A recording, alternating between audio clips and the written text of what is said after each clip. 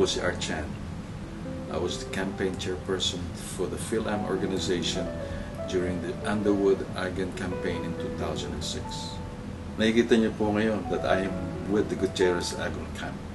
It's a decision that I made and I know it's the right one. Ginawa ko po ang desisyon nito dahil I know that si Carl po ay very sincere person. He's for the common man and he has all the experiences that's needed kung sakaling siya po ay umupo sa Guadalupe Games.